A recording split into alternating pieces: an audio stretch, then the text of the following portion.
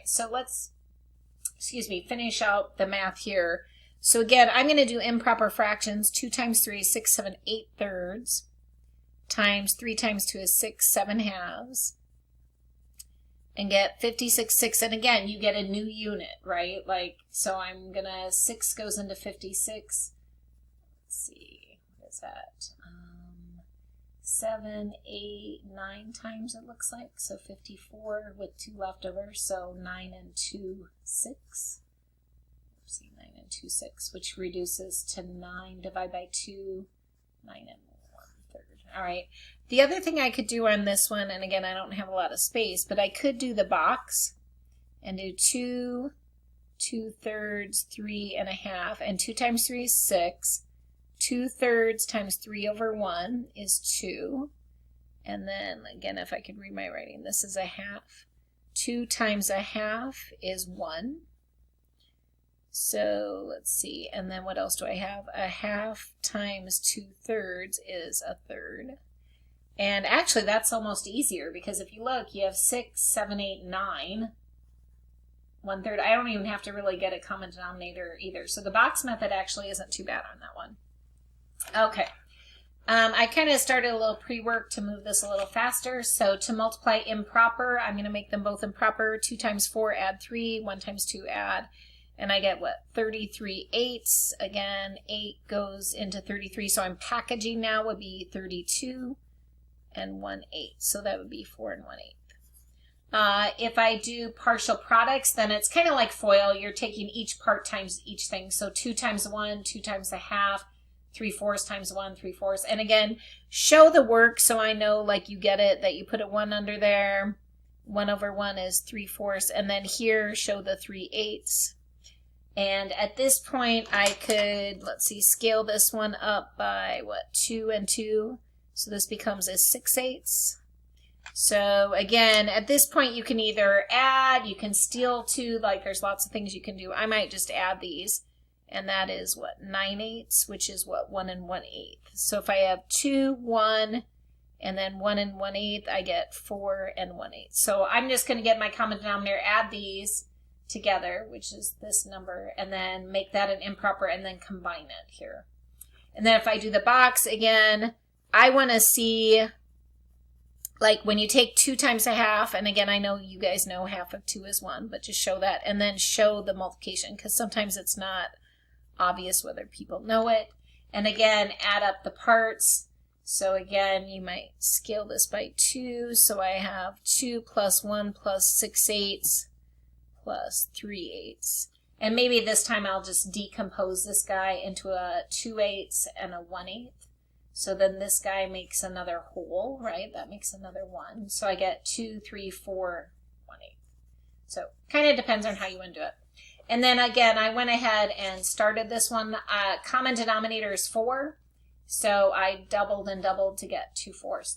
And again, I measured my linear unit is 4 of these is going to be 1 linear unit. And so if it's 4 by 4 or 16, it's going to be 1 area unit.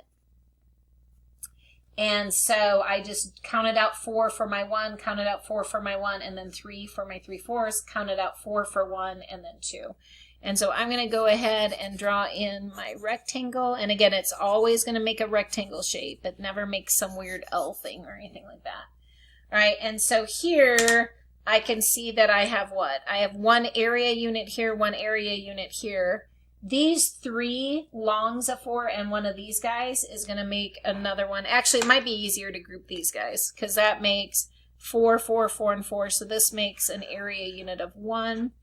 And then let's see, I need 16. I have 12 up here, right? So 13, 14, 15, 16. So I'm going to take those and make an area unit. So if I look, I have 1, 2, 3, 4 area units. And then I have these guys right here. Let me highlight those. I have these 2 singles right there that don't get grouped. So that would be 2 out of 16 that it takes to make a whole area unit. So that would be 4, 1, 8. All right, same answer I got up here. Again, the other way you could view this as simplifying is instead of 16 little pieces, that it would take, if I double them up here, that it would take 8. So this is 1/8 if I cut it into 2 pieces at a time. All right, I'm going to pause it for a second. Go ahead and look at the book homework here, and I will come back. Okay, let's look at number 2 on page 203. It says, discuss the meaning of a half times 1/4. Include a simple word problem and a math drawing. Okay, so this is telling me to take half of 1/4. So I have, my whole is 1, and I'm going to have a fourth of it.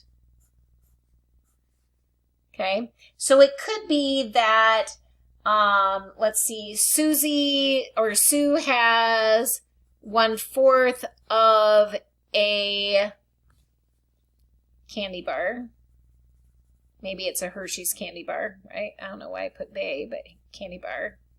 Okay, so she has 1/4 of a candy bar. So this is what she has, right? So her whole is a candy bar, but she only has 1/4 of it. Okay, and then she's going to be, she eats half of the amount she has. Okay, and the question would be how or what fraction of the original candy bar did she eat? So what fraction of the candy bar did she eat? So to start out with, we have the whole candy bar. She has 1/4 of it, and she eats half of what she has, which is this amount. Okay, and so the question is, what fraction of the candy bar did she eat? She would have eaten 1/8 of that candy bar. Okay, now this one says that it's 1/4 of a half. All right, so here we have our whole, and we have a half, and we're going to take, you know, that amount. Okay, so say that you have, let's see, there is,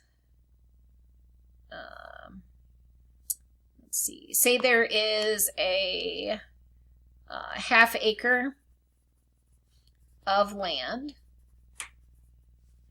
You build on 1/4 of that land.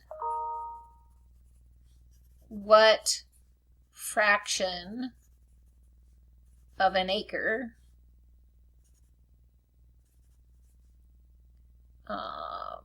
let's see, you build on what fraction of an acre did you build on? Okay, so I start out with a whole is 1 acre. I have half an acre, okay? And then I'm going to take 1/4 of that half of acre. So I'm going to cut it the other direction into 4. So here's my half going this way, 4 is going this way. And we're going to build on that 1/4 of the half an acre. And so then if we do the math, we are building on 1/8 of an acre of land, okay? All right, so that would be that one, and discuss the differences. So here my whole is, I start out with 1/4 of my whole, and I take half of it. And then for part C here I start out with half and take 1/4 of it. Now, with the commutative property, we get the same answer. But my wholes, here I start out with 1/4 of my whole. Here I start out with half of my whole, and then I take the fraction of it. So the images don't look the same. I mean, even if they were both candy bars, like if I said I had half a candy bar and I ate 1/4 of my candy bar, they're not going to look the same. Even if I make my original shape, they're going to have the same area if I make my original shapes the same. So if I draw, let me see, 2 rectangles the same shape. Okay, the first one I would start with 1/4 and take half of it. So it's going to look like this one. The second one, I'm going to start with 1/2, and then I'm going to cut that into 4s and do double there.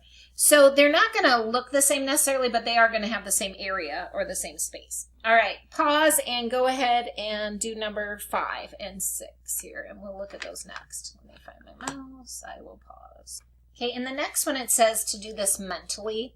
So basically a question would be, what % of the daily value of vitamin C did he get? Because 1 serving is 12%, right? And so he's eating 3.5 servings. So kind of what percent of vitamin C does he get would be a good question.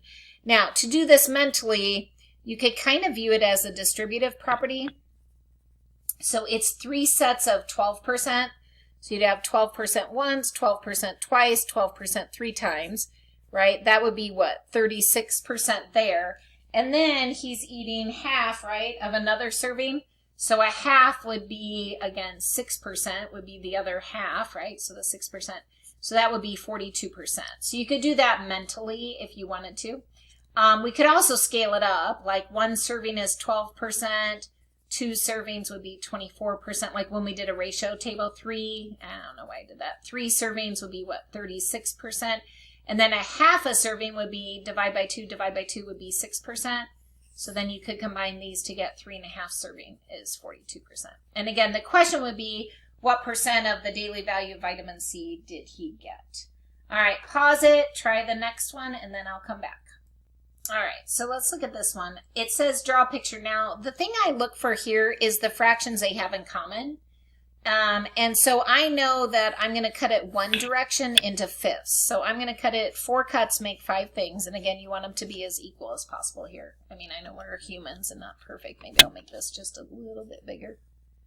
All right, but try to make them equal. You could always use a ruler if you're really paranoid. All right, but we want to make them equal. So do you get that each of these is worth a fifth? Okay, so now I want to take 2/3 of one of my 1/5. So here's one of my 1/5. I'm going to cut it and I'm going to shade in 2/3 of it. So there I have 2/3 of that 1/5. And then it doesn't matter, grab one of these other 1/5. I'll just grab this 1/5. And this one, I want 3/4 of it shaded. And again, how you shade it is kind of up to you. You could go up and down if you wanted to, or you could go sideways, doesn't matter. So I'm going to shade in 3/4 of that 1/5. But I could have cut it this way and done the same thing. All right, and so to find the answer, if I take 2/3 times 1/5, I get 2/15. And then here I get 3/4 times 1/5, I get 3/20. And again, I need a common denominator, so I got to kind of figure out what that would be. If you don't know, you could start with 20. That doesn't work. You could double this and get 40. That doesn't work. You could triple it and get 60, and that does work. So I'm going to cut it into 60 pieces.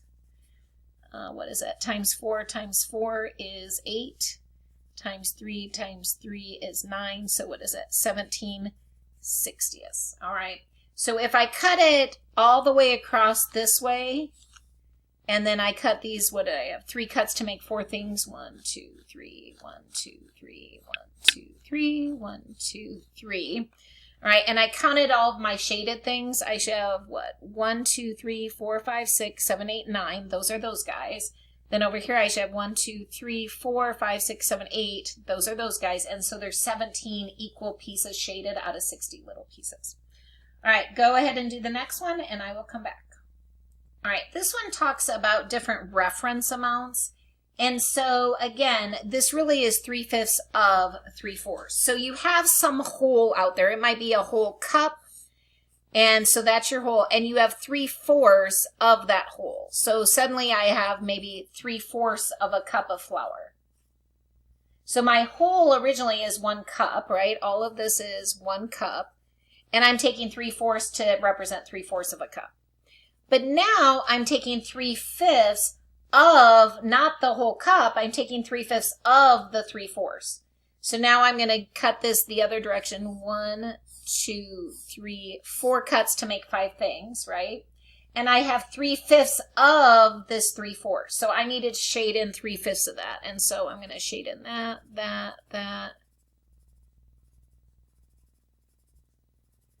All right, so you can kind of see how I'm shading in 3/5 of that flour, okay? So I'm shading in 3/5 of the 3/4. But your final answer, the referent is, again, the whole thing. Like, how much of a cup of flour do you have? So now you're going back to the whole cup, and you get 9/20. And you can see that because I have 9 double shaded out of 20 in a whole cup. So it's kind of like your whole cup is your whole, then it's 3/4, and then it's 3/5 of the 3/4, and then you go back to the whole to get your answer. All right, this video's stopping and I'll pick up one more.